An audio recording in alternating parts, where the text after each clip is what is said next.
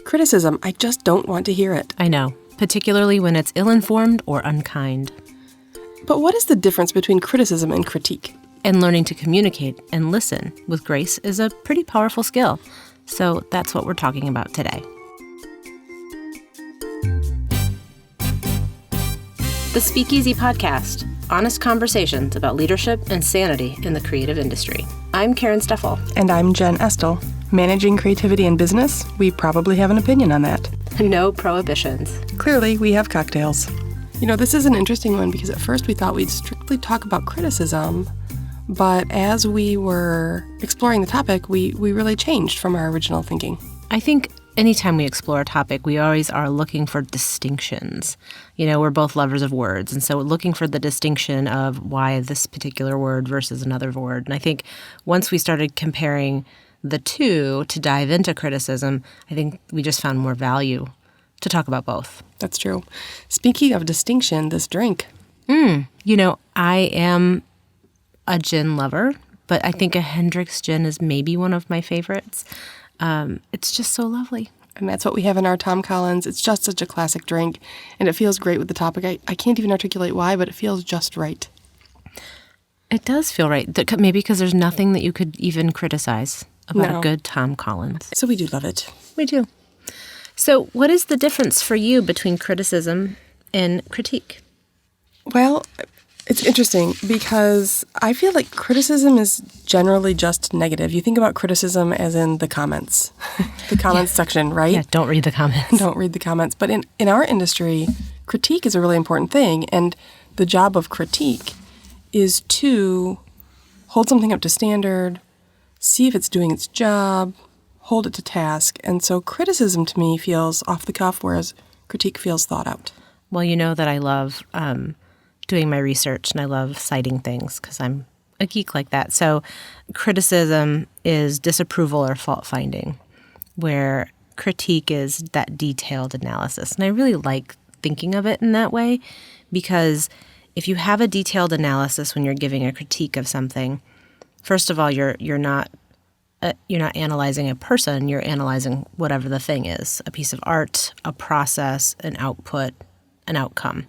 And so then if you're doing a detailed analysis of that, then you have a line of reasoning for why the conversation about the critique even happens.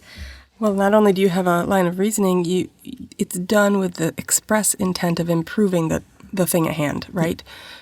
Criticism doesn't always feel that way, but critique feels like it's meant to be fruitful. Yeah, I actually think that criticism never feels that way, right? Like you should know better, you know, and I think, you know, as we were preparing for this episode, there was a discussion over, you know, at home versus at work. What do you use?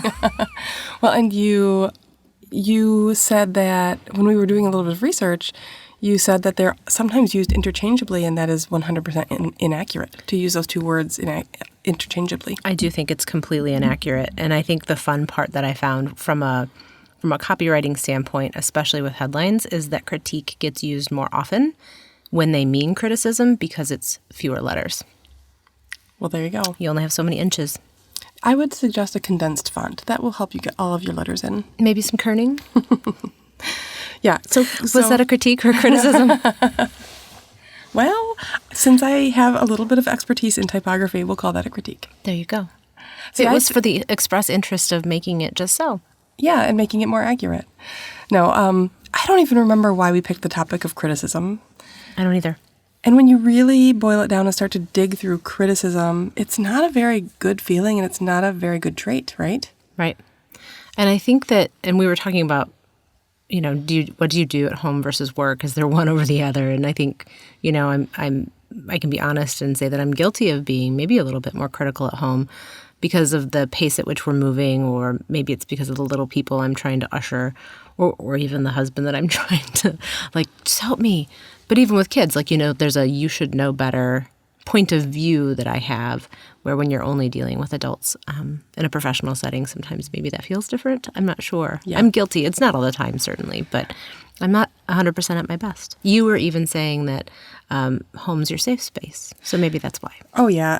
I'm much more guilty of criticism at home. Number one, at your office, You are held to a workplace standard. And the standards at home are sloppier or not articulated in an employee manual or something along those lines. So it's very easy to fall into criticism at home. When my children were younger, I had a toddler who would always get great marks at school. Oh, he's done great. He had a wonderful day. And then he'd get home and he would just like lose his marbles and melt down. Yeah. And in my frustration, I talked to the teacher.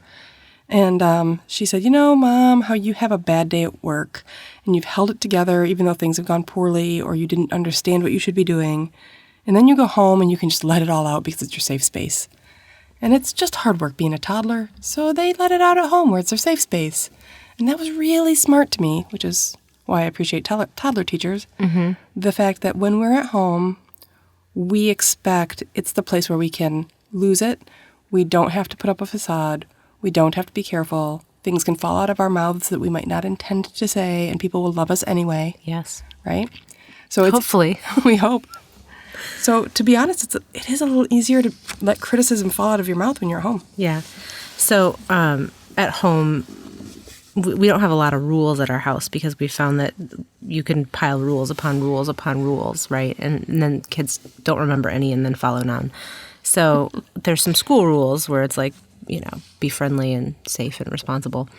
But like the other thing I think when kids are learning to be with one another, it goes back to that Socrates, and I didn't even know that it was Socrates until I looked it up and wanted to credit the right person for saying it, is that the mouth should have 3 gatekeepers. Is it true? Is it kind? Is it necessary? And I've heard, is it true? Is it kind? Is it necessary? Forever and ever. Maybe because he's, super old. But I just never knew who said it. But it really, those are really easy things to think about. Yeah. They're pretty easy check marks. Harder things to do. Harder things to do. Yeah, so we both feel like criticism sometimes can fall out at home, but it might not as often in the workplace if you have a healthy workplace, right? Yeah, which I think we are always coming to the microphone with that as our baseline. We both have pretty healthy workplaces where people are safe and that critique is given as opposed to criticism. But do you feel like it is harder to give or receive criticism or critique? I find them very different.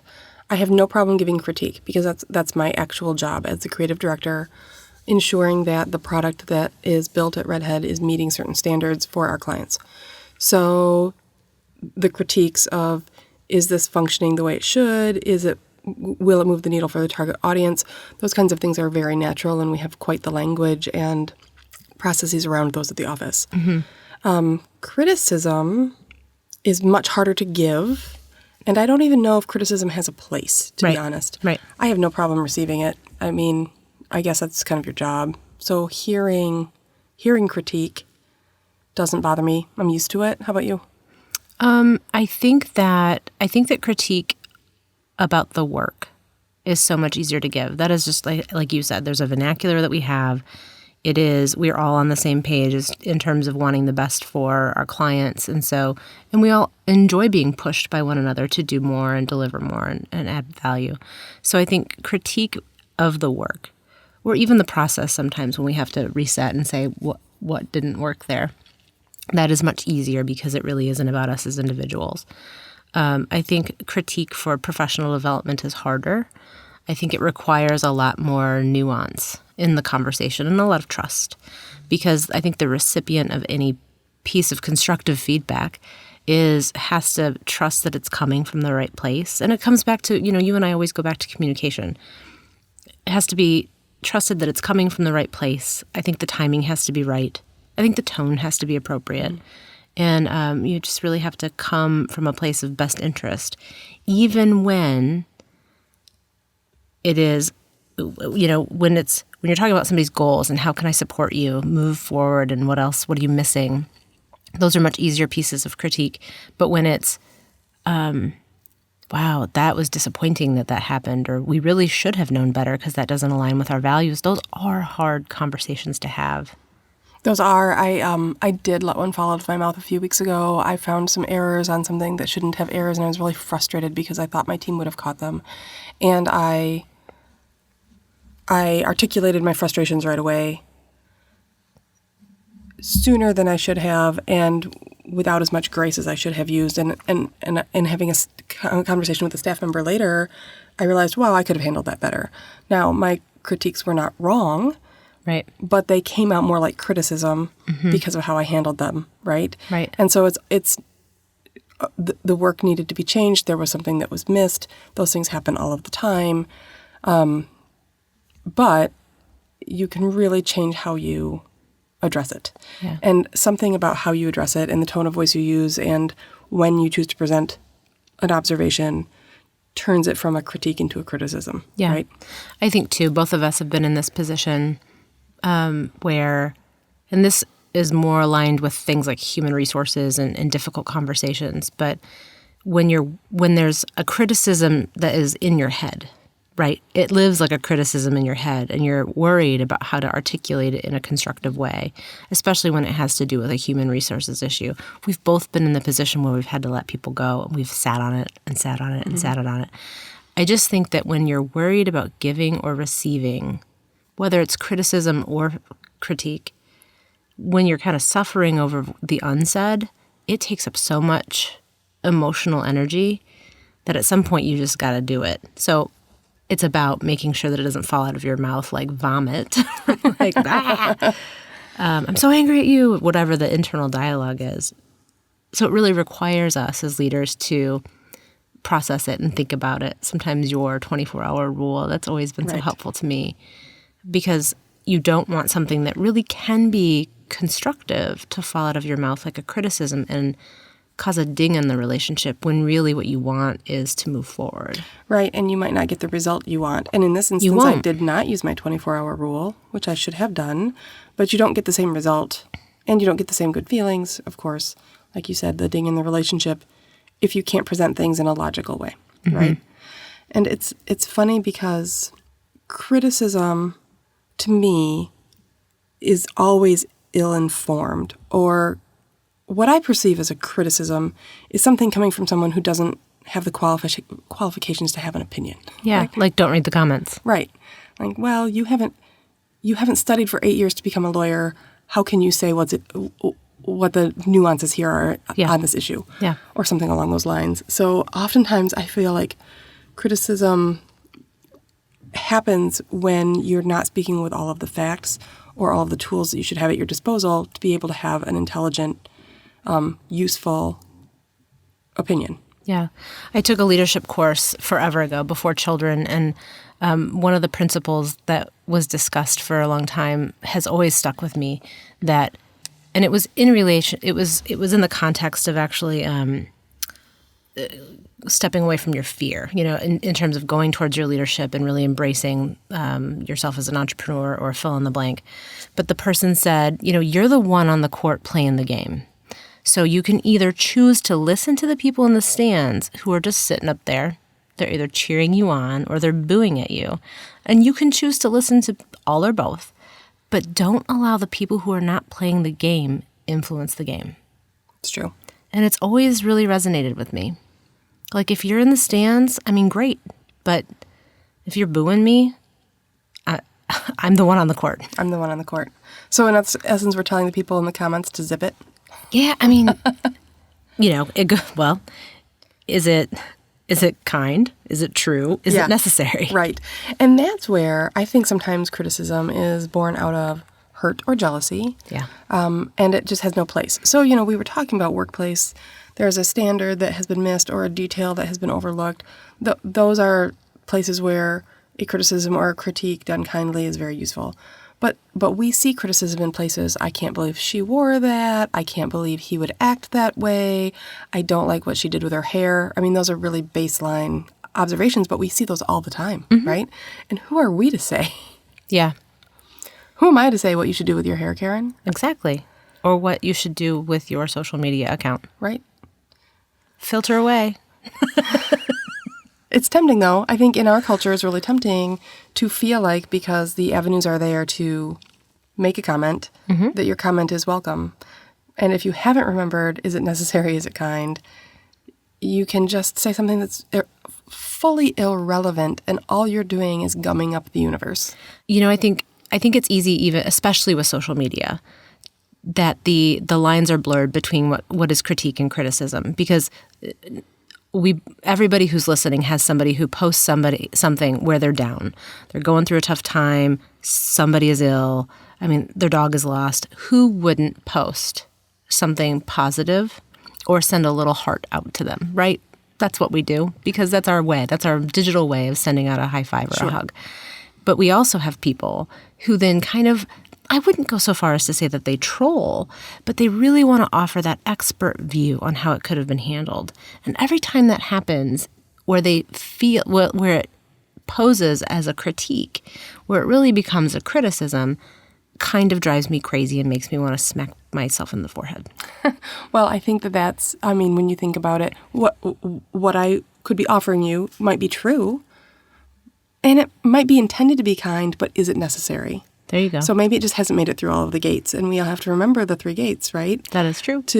And just don't hit send unless you've held it through those 3 gates. And the truth of the matter is, 90% of the time, it's not necessary. All that's necessary is that little emoji heart. Yeah, absolutely.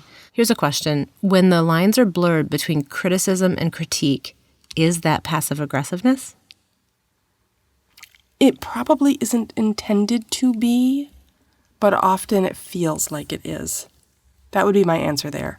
I don't think, but I think oftentimes people aren't, well, maybe they are. I don't know. I'm not saying when a criticism falls, I'm not talking about our examples. Like when a criticism falls out of your mouth and you're like, oh, oof, I really screwed that up. I'm talking about when you're like, spelling mistakes are costly on the billable hour, and I know that you're a better speller than that. Like, so when the lines are blurred, where you're pretending to provide critique, I'm not saying that you would do. That's intentionally passive aggressive. So I think so really, there's if critique is on the right hand and criticism is on the left hand, then the blurry area where they intersect is passive aggressiveness. Maybe that's true. Maybe we can analyze that. And maybe it's, I said earlier that I felt like criticism sometimes is born out of hurt or jealousy. I think criticism is born out of a feeling that I should have been consulted, or I know a lot, so you should trust what I have to say. And so people are feeling that they have somehow been left out of a process or somehow should be inserted in a process. And that's where criticism can come from, I think, in that passive-aggressive middle ground. Right. And reflecting on that, if I'm the recipient of that, then what I'm thinking is, well, you don't trust me. Sure. See, where I'm thinking is, you don't know as much as I do, never mind. Well, but I mean, there's 2 sides of that very same conversation. And so it's so important to be able to, again, go back and think about the tone, the intent, the timing, and really make sure that it's for good. Well, yes, that it's for good, and understanding that your words being welcome. Critique happens when 2 parties are agreeing to collaborate and come to a consensus in order to improve a space, right? Mm-hmm. I think when it's one-sided, when party A hasn't asked for that feedback, that's when it starts to feel a little bit like criticism. Right. I think it feels like critique when it's a collaborative process and a discussion that has been welcomed in. Yeah. And that's born out of trust. And that's born out of trust. Or the culture of the circumstance, like our offices. So, you put that in Facebook land when dear poster says, hey folks, what should I do? What would I do? When they've invited that in, it's very helpful feedback. When they haven't asked for your feedback and they haven't invited it in, then you're just being kind of passive aggressive. Yeah. That took a weird turn. I didn't think we were going to talk about that, but I think it's useful when you think about the difference between the 2. Do you think, I think during our planning meeting, you said something about what's the Midwestern version of bless your heart. And I said, oh, sorry, but maybe it's passive aggressiveness. Maybe. Oh, bless your heart is passive aggressive, isn't it? Yeah, absolutely. For sure. Absolutely. So maybe that's where that lives. Maybe. So I think at the end of the day, really the recipient's perception of your intent is what matters the most. The intended purpose. So whether you're trying to help them, allow them to grow, get closer to their goals, or even just making sure that the communication is on target so that it's clear and so that it's appropriate and with the right intention. Yeah, I think the right intention, where is it done with kindness? Is it, has it been welcomed or asked for, or are you imposing your opinions on people? Really makes a difference. I think there's a great place for critique in the workplace. I think it's it is a skill that some people have lost and should really try to regain. And I think for me, I feel like I'm more prone to criticism accidentally at home than I am at work. And that's something I'll probably work on a little bit more considering the conversation we had today. I think we're going to see a little bit of that in the next episode, Jen. But before we do that, it looks like both of our glasses are empty. That's true. This Hendrix went down really easy. It's a beautiful drink and a beautiful gin. So anybody, go get yourself a Tom Collins. And back in the day in college when my dad was teaching me how to pour some beverages, this was one of them that he taught me. So cheers, Nice. Dad. Cheers, Dad. You can find the recipe, as always, on the website. Make one yourself this weekend. Jen, I know we always love hearing from people. Do you want anybody to reach out with anything specific? What I'm going to ask today is, folks, spend some time, go over to Apple Podcasts, give us a review, clearly 5-star review, because we don't want to hear from you if it's 1-star review. I'm just kidding. But those do really help. It helps other people find the podcast. And so if you've been enjoying what you've been hearing, it would help us out a lot. Thanks. So next time we're going to do something a little different. Often we try to turn around a concept a bit and walk through what it means and how it matters. But next time, we're revealing our biggest faults. It's just a big old grocery list of the places where we each personally know we could use a little work. Wait, you mean we're not perfect? Huh. It's going to be a long episode. It's going to be a long episode. See you next time. Cheers.